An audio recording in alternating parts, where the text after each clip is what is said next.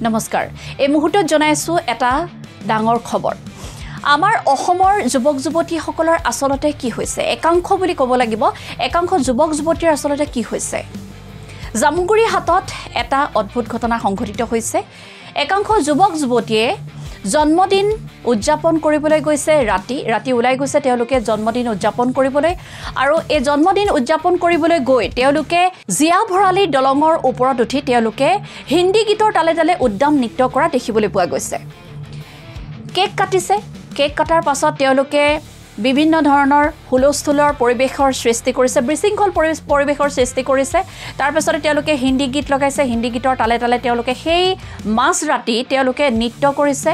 আসলতে এয়া জানো আমাৰ অসমীয়া সমাজৰ ভদ্ৰ স্বভাৱৰ যুৱতী হয় কি ক'ব এই সন্দৰ্ভত একাংশ লোকে এই সন্দৰ্ভত মন্তব্য দিছে একাংশ লোকে এতিয়া চিন্তিত হৈ পৰিছে এই বিশেষ ভিডিঅ'টো এতিয়া সামাজিক মাধ্যমত ভাইৰেল হৈ পৰিছে আৰু ভাইৰেল হোৱাৰ মাত্ৰকে একাংশ লোকৰ মাজত এতিয়া চিন্তিতৰ বিষয় হৈ পৰিছে যোৱাকালিৰ পৰা জামুগুৰিহাটৰ অঞ্চলত এটা চলি থকা ভিডিঅ'য়ে বৌদ্ধিক বুলি নহয় সমগ্ৰ পিতৃ মাতৃ তথা সমাজখনত এটা চিন্তাৰ কাৰণ হৈ পৰিছে যে আমি যোৱাকালি দেখিছোঁ এটা ভিডিঅ'ত আমাৰ নিকটৱৰ্তী চকীঘাট দলঙৰ ওপৰত কেইগৰাকীমান যুৱতী কেইগৰাকীমান যুৱকে কিবা বাৰ্থডে পতাৰ নামত যি উদ্যম নৃত্য তলত গভীৰ নদী ওপৰত দলংখন কেইইঞ্চিমানৰ সিপাৰে ভৰিটো গুচি যোৱা মানেই গোটেই জীৱনটোৱে শেষ আজি কিছুদিন আগত গুৱাহাটীৰ ঘটনাবিলাক আমি সকলোৱে গম পাই আছিলোঁ কেনেকৈ নিশাৰ ভাগত এগৰাকী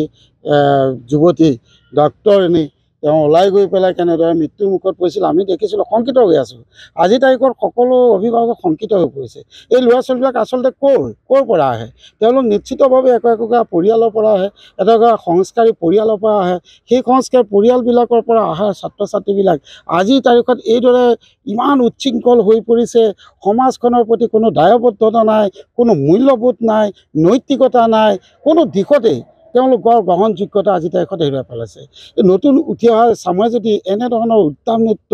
এনেধৰণৰ অপসংস্কৃতি এনেধৰণৰ বিজেতীয় সংস্কৃতিয়ে সমাজখনলৈ আগবাঢ়ি যায় আমি কি বুলি আশা কৰিম যে অহাকালিলৈ এই আমাৰ যিটো জাতি আমাৰ অসমীয়া জাতিটোৰ যি সংস্কৃতিবান চিন্তা চৰ্চা এই কাঠামোৰ মাজৰ পৰা আজিৰ নতুন প্ৰজন্ম আঁতৰি গৈছে নেকি আৰু তেওঁলোকক লৈ আমাৰ কৰিবলগীয়া একো নাই নেকি সদায় আমি হাত সাৱটি গৈ ঘৰত বহি থাকিম নেকি আমাৰ নিজৰো একো সন্তান আছে আমি প্ৰত্যেকেই এতিয়া অভিভাৱক হৈছোঁ আৰু আমি আজি তাৰিখত চিন্তা কৰিছোঁ মোৰ ঘৰৰ আজি তাৰিখত এজন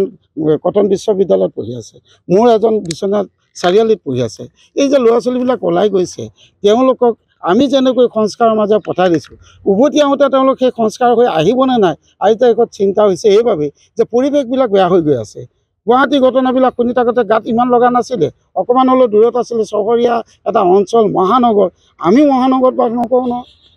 এটা সাংস্কৃতিক পৰিৱেশ কাঠামো থকা এই জামুগুৰিহাট ঠাইত আৰু এটা কথা চিন্তা কৰিবলগীয়া যে প্ৰশাসনিক ব্যৱস্থাটো তাত বোমা ফুটিছে মই দেখিছোঁ বহুত বোমা ফুটিছে যথেষ্ট শব্দ হৈছে তাৰপিছতো চকীঘাটত চেক গেট আছে এই চেক গেটত থকা পুলিচ প্ৰশাসনৰ ফালে এজনো মই গৈ তাত এজনকো এৰেষ্ট কৰা দেখা নগ'ল আজিৰ তাৰিখত এইবিলাক চিন্তনীয় বিষয় যিসকল গাৰ্জেন অভিভাৱকে তেওঁলোকৰ নিজৰ সন্তানকতো নিশ্চিতভাৱে চিনি পাইছে গতিকে তেওঁলোকে আজিৰ তাৰিখত থানাত তেওঁলোকক গোটাই নিদিয়াটোৱে পিতৃ মাতৃৰ কিন্তু নৈতিকতাৰ এটা ডাঙৰ প্ৰশ্ন আহি পৰিছে আচলতে পিতৃ মাতৃ নৈতিকভাৱে সবল হয়নে নহয় তেওঁলোকৰ নিজৰ সন্তানক লৈ আজি পুলিচক ধৰা দিব লাগে যে এইটো সন্তান মোৰ ই কালি গৈ পেলাই এনেকুৱা কৰিছে গতিকে আপোনালোকে কি শাস্তি দিয়ক আইনগতভাৱে হয় তেওঁ অন্তৰত দুখ পাব কিন্তু এই শাস্তিয়ে ভৱিষ্যতৰ দিনত তেওঁ সন্তানটোক ভাল কৰিব সমাজখনক ভাল কৰিব আমি এটা কথা আহ্বান জনাইছোঁ যে আমি প্ৰশাসনিকভাৱে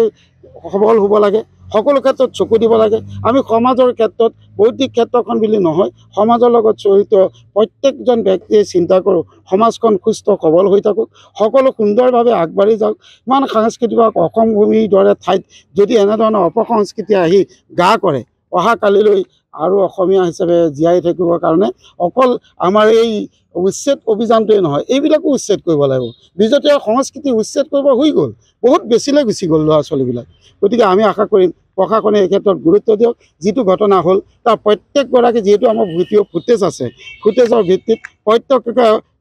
আনি গ্ৰেপ্তাৰ কৰি উপযুক্ত শাস্তি দি ভৱিষ্যতে যাতে কোনো ছাত্ৰ ছাত্ৰীয়ে নিশাৰ ভাগতে হওক দিনৰ ভাগতে হওক এনেধৰণৰ এটা অপসংস্কৃতিক প্ৰশ্ৰয় নিদিয়ে তাৰ বাবে সচেতন কৰিবৰ কাৰণে প্ৰশাসনলৈ আমাৰ তৰফৰ পৰা আমি দাবী জনাইছোঁ জন্মদিনৰ নামত আমাৰ জামুগুৰিহাটৰ চকীঘাট দলঙৰ ওপৰত একাংশ যুৱক যুৱতীয়ে যি উদ্যম নৃত্য উশৃংখল পৰিৱেশৰ সৃষ্টি কৰিলে, কেক কাটি ফটকা ফুটাই দলঙৰ ওপৰত নাচি বাগি যি এটা বিশৃংখল পৰিৱেশৰ সৃষ্টি কৰিলে, তাক লৈ আমি জামুগুৰিবাসী ৰাইজ হিচাপে দুখ পাইছোঁ। আচলতে যিহেতু আমাৰ তেজপুৰ জামুগুৰি এই অঞ্চলটো সকলোৱে জানে যে আমাৰ তেজপুৰখন এখন সাংস্কৃতিক নগৰী। গতিকে এনেকুৱা এখন সাংস্কৃতিক নগৰীত এনেকুৱা কিছুমান মানে উদ্যম নৃত্য বা এনেকুৱা হিন্দী গানৰ তালে তালে নৃত্য কৰা এই বস্তুটো মানে আমাৰ জামুগুৰিত আজিলৈকে হোৱা নাই। গতিকে আমি এই যিটো এই জামুগুৰিহাটৰ দলঙৰ ওপৰত এই ছোৱালীকেইজনীয়ে যিটো পৰিৱেশৰ সৃষ্টি কৰিলে, এইটো আচলতে আমাৰ জামুগুৰিবাসীৰ কাৰণে এটা লাজ লগা ঘটনা। আৰু এই ঘটনাটোৰ যে আমাৰ নৱপ্ৰজন্মৰ এটা বেয়া দিশলৈ ঠেলি দিব। কাৰণ সিহঁতে যেনেকৈ কৰিছে কালি, তেনেকৈ আকৌ সিহঁতকে দেখি আকৌ পিছত কেইজনীমানে কৰিব। তেনেকৈ গৈ গৈ এদিন আমাৰ জামুগুৰি ঠাইখিনি এটা বেয়া পৰিৱেশলৈ গুচি যাব। গতিকে এই ক্ষেত্ৰত মই ছোৱালীসকলৰ অভিভাৱকসকলকো এটা অনুৰোধ কৰিছোঁ, আপোনালোকৰ ল'ৰা ছোৱালীক এইখিনি সময়ত নিজৰ কেৰিয়াৰৰ কথা চিন্তা কৰিবলৈ দিয়াৰ বিপৰীতে, পঢ়া শুনাত মনোযোগ দিয়াৰ বিপৰীতে এনেকুৱা কাৰ্য কৰাৰ ক্ষেত্ৰত আমি অত্যন্ত লাজ পাইছোঁ। কাৰণ আপোনালোকেও নিজৰ ল'ৰা ছোৱালীক অকণমান চকু দিব লাগে।